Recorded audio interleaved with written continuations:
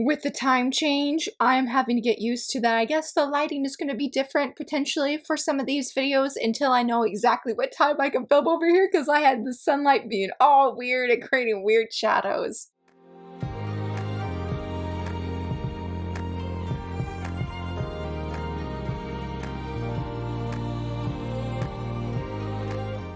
Hello friends, happy Wednesday. So very excited that you're here. Really excited for this prompt, even though I admit I have procrastinated unintentionally, maybe a little bit intentionally for so long with this. So I believe it was, goodness, last month I got a suggestion from a Patreon member of could I do a top 5 Wednesday prompt of top 5 characters I would love to cosplay as. And I'm like, yes, like, oh, that is so fun. I love that idea. And then I was stumped. I was like stumped really hard. It wasn't until last night that I finally had my 5th pick because I was like, y'all, I was like, I gotta make a decision. I gotta think. I gotta brainstorm. And it's not like I wasn't already brainstorming, but I just really struggled. And I felt that really weird because several years ago, I loved doing like mini cosplay. Some of my earlier posts on Instagram was cosplaying different characters from novels that I was reading. And I say mini because it'd be just like wearing something that I had and then trying to attempt to Photoshop and put that in there to give it a similar vibe as like the covers. I love doing that. I thought it was so much fun. I think I did that up to the point until my 3rd kiddo was born, and then I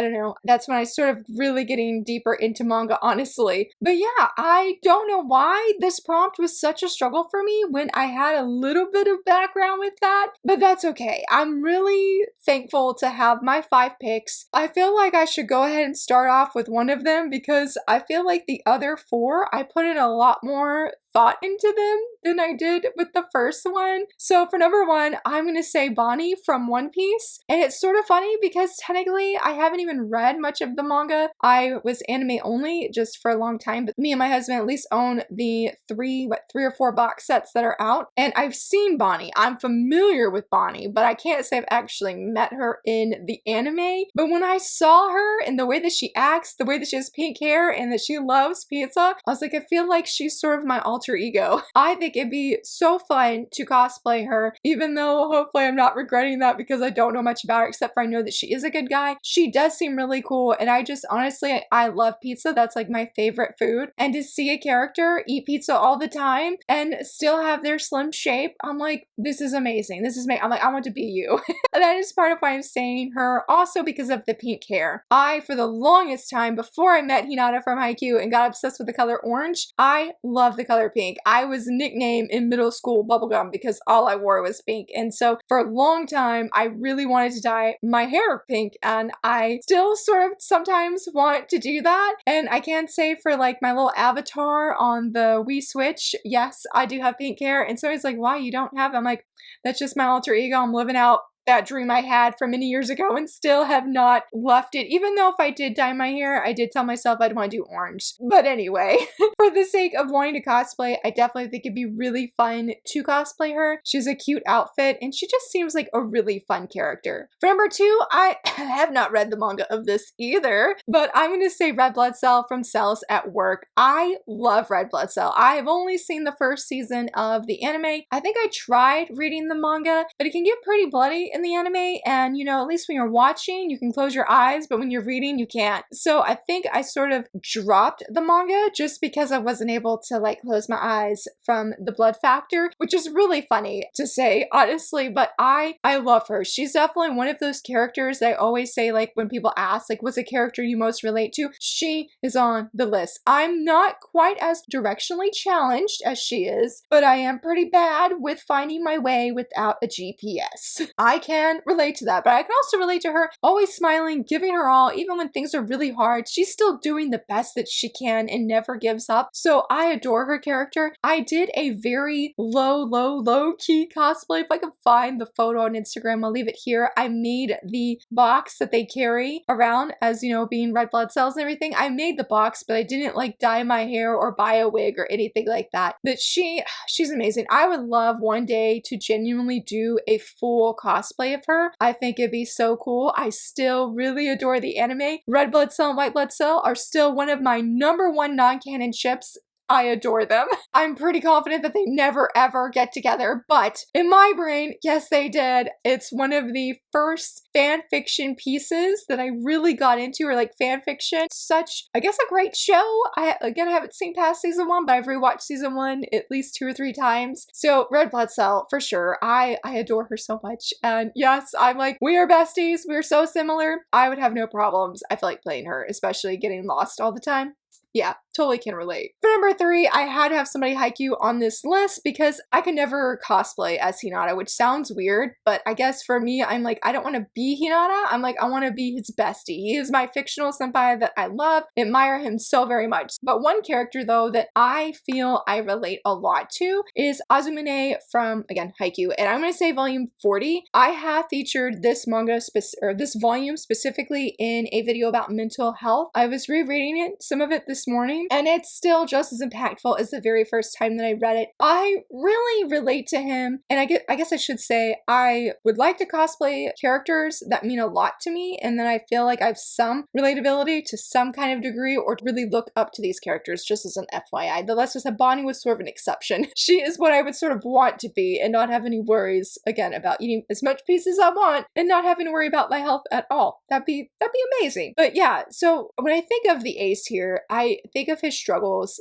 again, in this volume, and how he's so quick to berate himself. He's so quick to just fall down a spiral. And I was like, buddy, I see you, because same. I do want to read one of the lines that really speaks out or stands out to me personally, that really highlights his struggle. He's sharing about how like he really struggled with volleyball, and that every time like he got blocked, he's like, I have to be the worst volleyball player on the planet. I suck. And he meant it every single time, just because he got blocked once. And like Suga tells him before that, you can't get 100 balls out of 100 balls. That's not realistic. So as he is sort of continuing, and they're having this match and everything, he's like, I'm only here because my teammates brought me here. My teammates are skilled. My teammates are trustworthy. But out of everyone on this team, there's one guy I never learned to trust. And that's when he's having like this internal monologue of sorts, where he's like, you're just gonna fail. Why can't you do something so simple? Quit dragging the team down. And then it goes back to saying, so we're facing a really good team. I don't have the luxury of fighting against both them and myself. It's only natural to feel scared. Anyone would feel guilty. So man up and shoulder the burden. And this one right here, today, for once, I'm going to learn to trust in myself. And the way that looks like was everything for me in this. It's definitely one of my favorite volumes. Maybe it's not like this big overarching thing. And yes, there is like another backstory that's really awesome and important and made me emotional. But seeing into his mind, into the ace's mind of his struggles, and just going out there and saying, I'm just going to go on this court and I'm going to make 1 point. That's all I got to do, is just 1 point. So I really related to him. And I feel like when it comes to cosplaying itself, there's not too much effort that has to go into. I don't mean that in a bad way, but we both have brown hair, though his is darker than mine. But just do a bun. I just gotta buy a jersey, y'all. Just gotta buy a jersey. And I mean, he has different, not outfits, but like, you could wear your hair down, or I'm trying to think, he had his bun in a different way too, and he had like the headband for a short period of time as well. I feel like for cosplaying, he would be on the easier side, and I've definitely have thought about doing it more than once, but I'm like, I don't really go to cons. I haven't been to one actually. So I'm like, I don't have a reason to justify buying this entire jersey just to cosplay at home, which nothing wrong with that. That is completely valid, honestly. But I guess I wanted more to be able to justify that. So yeah, I would definitely love to cosplay as him, mainly because of not because I feel like it'd be the easiest to do, ultimately because of how much I was able to relate to him on a very personal level. For number 4, this was not part of my list. I actually saw on my shelf this morning. I was like, you know what? I'm like, that would be so fun to cosplay. And that is Hina from Otoku Vampires Love Bite. Who wouldn't want, I'm trying to think of how to word this. I'll say, who wouldn't want to be Hina? Who wouldn't want to be the ultimate fangirl for their ultimate favorite character? And I was just like, yes, let's just manifest this and bring this to life through cosplaying her, because she is a blast. I loved her in this volume. I loved her in volume 2 for sure as well, but volume 1 was just fantastic. It's definitely been one of the best releases to come from Viz Media. And I did mention that earlier in a video talking about the best 2024 debuts. She's just so, again, relatable, just like the Ace for me. She's so relatable. But I did was like, I was thinking, I was like, if I cosplay as her, I'm like, can I just bring out a whole bunch of Hinata merch instead? But like, that sort of breaks the cosplay a little bit. But I love her love for her fave.